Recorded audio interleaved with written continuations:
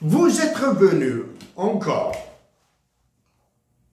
avec votre insulte à la révolution algérienne en parlant de mémoire. Je cite un historien français, mais qui travaille aux États-Unis, qui est professeur, entre autres, à l'université de l'Ohio, Bruno Cabane, dans son livre, dans un livre qu'il a dirigé, une histoire de la guerre du 19e siècle à nos jours. Ouvrage collectif en anglais, il est écrit sous la direction de Bruno Cabane et traduit vers le français. Je lis. Caldwell s'inspirait des chefs militaires, comme le français Thomas Robert Bugeaud, qui avait fait usage d'une violence extrême en Algérie dans les années 1840, dans le chapitre « La guerre moderne et les mythes de l'impérialisme britannique », voilà, par Caroline Elkins. En France, la guerre d'Algérie mobilisa encore 1,2 million d'appelés entre 1954 et 1962. En France, la guerre d'Algérie, donc il ne s'agit plus d'événements, mobilisa encore 1,2 million d'appelés entre 1954 et 1962. 1,2 million d'appelés pour casser de l'algérien, pour brûler de l'algérien. Je continue. Ça, c'est dans le chapitre Monde combattant, la fabrique de soldats. Partie signée par Odile Rowinette.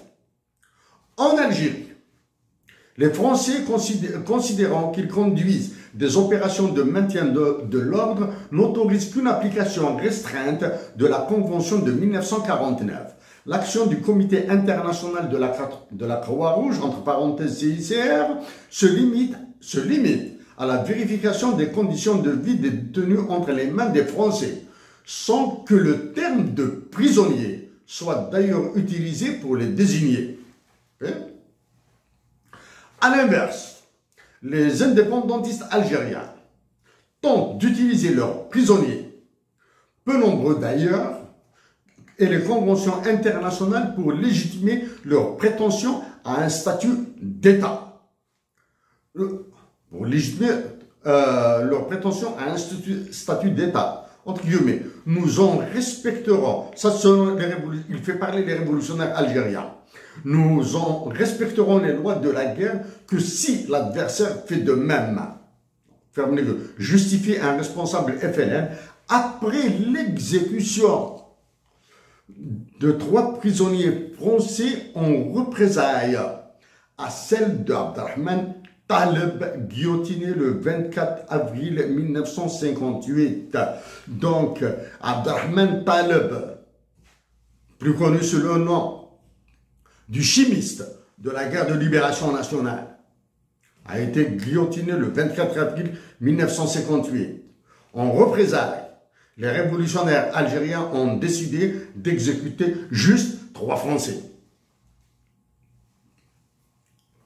On peut, je continue, je cite toujours Bruno Cabane, on peut penser ici à Abdelkader, qui parvient à réunir sous sa bannière la plupart des tribus de l'ouest de la régence ottomane d'Algérie jusqu'aux tribus du centre et à tenir en échec les troupes françaises pendant près de 20 ans. Ça, c'est dans le chapitre aux colonies, la guerre ensauvagée. La guerre ensauvagée, ce mot ensauvagé revient, commence à revenir, et d'utilisation courante maintenant en France. Voici apparemment, voici son origine. Expérience de la guerre, partie écrite par Raphaël Branche. L'arme de la faim a aussi été notoirement utilisée pour maintenir le joug colonial, écraser des rébellions en Algérie à la fin du 19e siècle. Chapitre L'arme de la faim par Heather Jones. Continue. la seule femme dont le viol a été rendu public est Djamila Boupacha. Cette jeune militante du FNN de 21 ans avait déposé une bombe dans une brasserie d'Alger en 1959. Arrêtée, elle est torturée et violée par des militaires français. Chapitre: le viol, une arme de guerre, par Raphaël Branche. En parlant du viol de la révolutionnaire Djamila Boupacha, je sais que dans des villages de Kabylie, des Français et des tirailleurs sénégalais ont tenté de violer des jeunes femmes. Okay. Donc voici les 3 points par lesquels j'ai commencé. J'ai commencé par l'appel aux soldats algériens de refuser d'exécuter des ordres de tir.